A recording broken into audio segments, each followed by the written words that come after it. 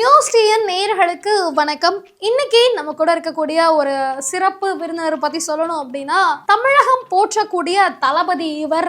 வருங்கால அரசியல் ஆளுமை, இப்படி பல மக்களுடைய மனதை கவர்ந்தவர். இன்னைக்கு தேர்தலில் வந்து இல்லை சார் ஒரு பில்டப், இப்படி அணில் வெற்றி கழகத்துடைய தலைவர் திரு அஜய் அவர்கள் தான் நம்ம கூட இணைஞ்சிருக்காரு. அவர் கூட தான் பேச போறோம். வணக்கம் சார். வணக்கம் சார். நான் உங்களோட பெரிய ஃபேன் சார். நம்ம இன்டர்வியூ ஆரம்பிக்கிறதுக்கு ஒரு செல்ஃபி சார். சார் இது இப்படி sir, please sir. Thank you sir. என் நெஞ்சில் குடியிருக்கும் என் நண்பா நண்பிகள் அனைவருக்கும் என் வணக்கம். சூப்பர் சார், செம்ம சார். இதை கேட்கறதுக்கு இந்த தமிழ்நாடே தவம் கிடக்கு சார். நீங்க கேளுங்க. அதான் சார் கேட்டேனே சார். கொஸ்டின்ஸ் கேளுங்க. ஓ சார், நான் வணக்கம் தான் சொன்னேன். Okay sir. சார், இப்போது நீங்கள் வந்து இப்போ ஒரு கூட்டம் ஒன்று நடத்துறீங்க. அந்த கூட்டத்துடைய நோக்கம் என்ன சார்? இந்த கரூர் சம்பவம் துயரத்துக்கு அப்புறமா நான் வந்து முடங்கிடுவேன், நான் வந்து அரசியலை விட்டே ஓடி போயிடுவேன், எனக்கு வந்து அரசியல் பண்ண தெரியாது, அப்படியே காணாமல் போயிடுவேன்னு பல பேர் வந்து விமர்சனம் பண்ணாங்க. அவங்களுக்காக நான் சொல்ல விரும்புறது, இந்த உசு பேத்துறவங்கிட்ட உம்முனும் கடுப்பேத்துறவங்கிட்ட கம்முன்னு இருந்தா வாழ்க்கை சும்மா ஜும்முன்னு இருக்கும் சார். அது ஜம்மு இல்லை சார், காப்பிரைட்ஸ் வந்துருமா, அதான் கண்டென்ட் திருடுன்றாங்க. அதனால தான் வந்து ஜும்முன்னு சொல்லிடுறேன். இந்த மாதிரி இருக்கிறது தான் நமக்கு நல்லது. 2026 எங்களோட அணில் கட்சி தான் இந்த தமிழ்நாட்டை ஆட்சியை பிடிக்கும் சார். இந்த திராவிட கட்சிகள்லாம் காலங்காலமாக இத்தனை வருஷமாக இந்த தமிழ்நாட்டில் இருக்காங்க. போன வருஷம் கட்சி ஆரம்பித்து இந்த வருஷம் ஆட்சியை பிடிப்பேன்னா என்ன சார் அர்த்தம்? மக்கள் எல்லாம் எப்படி உங்களை ஒரு அரசியல் தலைவராக ஏற்றுப்பாங்க? அதாவது இந்த 70 வருட காலங்களா இந்த திராவிட கட்சிகள் தான் தமிழ்நாட்டை உரசி சுரண்டி சாப்பிட்டுட்டு இருக்காங்க. இதை தடுக்கிறதுக்காக தான், இந்த அநியாயத்தை தடுக்கிறதுக்காக தான் நான் வந்து என்னோட கட்சியை தொடங்கினேன், அணில் கட்சின்னு. இந்த அணில் கட்சி மூலியமா தமிழ்நாட்டு மக்களுக்கு எப்பவுமே நல்லது மட்டும் தான் நடக்கும். அதை நோக்கி தான் என்னோட அரசியல் பயணமும் போயிட்டு இருக்கு. எந்த மாதிரியான நல்லதெல்லாம் தமிழ்நாட்டு மக்களுக்கு நடக்கும் சார்? இப்ப நடந்துட்டு இருக்கிற இந்த மாடல் ஆட்சியில பெண்களுக்கு பாதுகாப்பே இல்லை, நிறைய அத்துமீறல்கள், நிறைய சீண்டல்கள், சட்ட ஒழுங்கு சீர்கெட்டு போயிருக்கு. இந்த அங்கிள் இருக்காரு, பிரயோஜனமே இல்லை, பொம்மை முதல்வர்னு சொல்லிட்டு அவரை வந்து விமர்சனம் பண்ணிட்டு இருக்காங்க. இப்பேற்பட்ட ஆட்சி உங்களுக்கு தேவையா? இதை பார்த்து உங்களுக்கு ரத்தம் கொதிக்கல? இல்லை சார், கொதிக்கல சார். மாசம் 1000 ரூபா கொடுக்குறாங்க சார், அதனால பிரச்சனை இல்லை சார். ஓசியில பஸ் வரனால நீங்க இப்படி பேசுறீங்க. ஓசி திமுறை உங்க ரத்தத்துல ஓடுதுன்னு நினைக்கிறேன், அதனால இப்ப பேசுறீங்க சார். என்ன சார் ஓசின்றீங்க? அது விடியல் பயணம் சார். எங்க விடியவே இல்லையே. சூரியன் கூட விடிஞ்சது சார். பாருங்க, மணி சூரியன் இங்க உச்சியில இருக்கு, விடிஞ்சிச்சு சார். என்கிட்ட நீங்க காமெடி பண்றீங்களா? நானே வந்து பல படங்களை வந்து காமெடி பண்ணியிருக்கேன். இந்த காமெடியெல்லாம் என்கிட்ட வச்சுக்காதீங்க. இன்னொன்னு சொல்றாங்க, அந்த மாடல் ஆட்சி எங்களோட அணில் கட்சியை பார்த்து தற்கூரி கூட்டம், இவங்களுக்கு என்ன தெரியும், இவங்கெல்லாம் தற்கூரி முதல்வர், தற்கூரி தலைவர், தற்கூரி கூட்டங்கள் சொல்லிட்டு விமர்சனம் பண்றாங்க. நான் அவங்களுக்கு திருப்பி ஒன்று சொல்றேன், நாங்க ஒன்றும் தற்கூரி கூட்டம் இல்லை, அவங்க ஆச்சரியப்படுற ஆச்சரியக்குறி, அவங்களை கேள்வி கேட்க போற கேள்விக்குறி, 2024 ஜெயிக்க போற வெற்றி குறி. Super sir. அவங்க எதனால உங்களுக்கு தற்கூரின்னு சொல்றாங்க தெரியுமா சார்? உங்க கூட்டத்தையும் உங்களையும் எதனால சார்? ஒரு கட்சின்னு இருந்தால் அந்த கட்சிக்குன்னு ஒரு வரலாறு இருக்கணும், அதுவும் இல்லாமல் கொள்கை இருக்கணும், கோட்பாடு இருக்கணும். இதெல்லாம் இருந்தால் தான் சார் அது ஒரு கட்சி. உங்கள் தொண்டர்கள்கிட்ட நாங்கள் ஆல்ரெடி கேட்டிருக்கோம். நேற்று தலைவர் கூட்டத்துக்கு வந்தார், அவர் என்ன பேசினார் அப்படின்னா, அவங்க என்ன பேசினா எங்களுக்கு என்ன, நாங்கள் செல்ஃபி எடுக்க தான் போகணுன்றாங்க.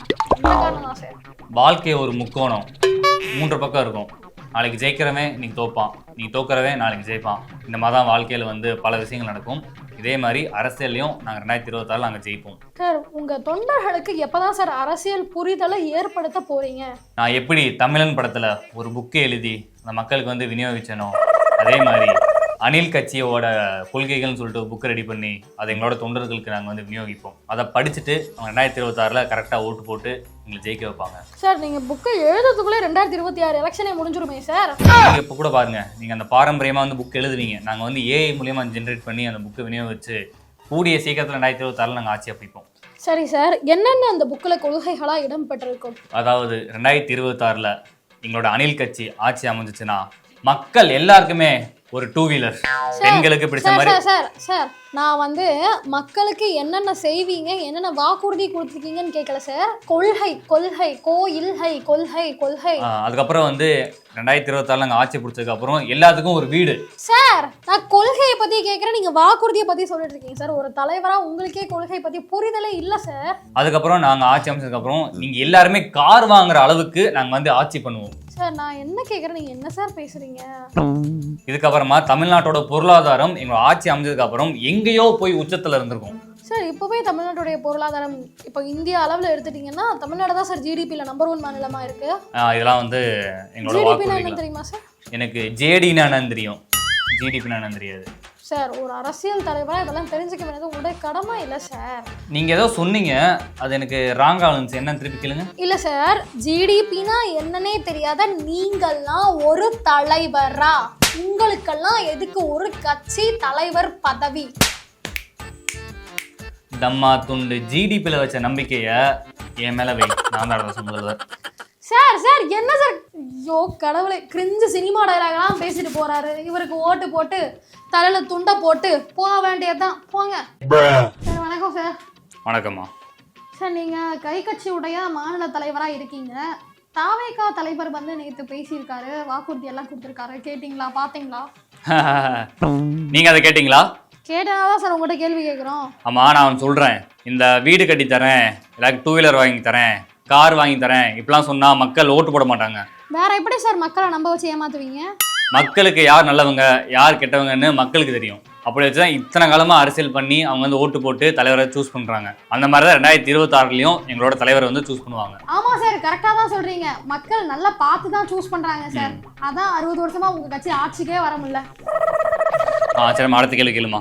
இப்போ உங்க கட்சியும் அவங்க கட்சியும் கூட்டணிக்கு போகுமா சார், இல்ல சூரியன் கூட தான் இருப்பீங்களா? அதாவது நாங்க சூரியன் கிட்ட வந்து 150 சீட்டு கேட்டிருக்கோம் 2026ல.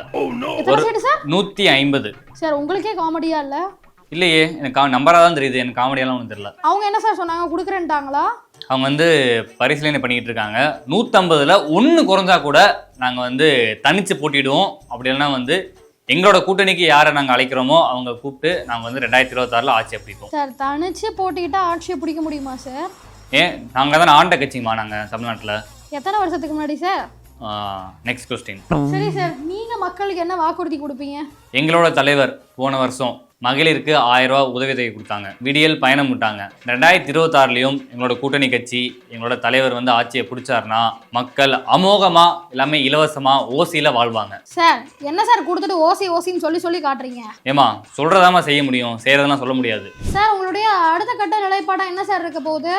வர டிசம்பர் மாதம் நாங்கள் 15ஆம் தேதி நாங்கள் ஒரு புரட்சியை ஏற்படுத்த போகிறோம். அந்த புரட்சி தமிழ்நாடே பார்க்காத அளவுக்கு இருக்கும். என்ன சார் போய் சத்தியம் பண்ண போறீங்களா 15ஆம் தேதி? இல்லை சபதம் எதுவும் எடுக்க போறீங்களா சார்? அப்படிலாம் கிடையாது. நீங்கள் பார்க்காத அளவுக்கு ஒரு புரட்சியை வந்து நான் ஏற்படுத்துவேன். அதான் சார், நாங்கள் பார்க்காத அளவுக்கு என்ன புரட்சி? அதை நீங்கள் டிசம்பர் 15ஆம் தேதி வந்து பார்த்து தெரிஞ்சுக்கோங்க. ஏன் சார் அன்னைக்கு தான் நல்ல நாள்னு கேலண்டர்ல எதுவும் போட்டிருக்கா? இல்லை. அப்புறம் ஏன் சார் குறிப்பிட்ட 15ஆம் தேதி?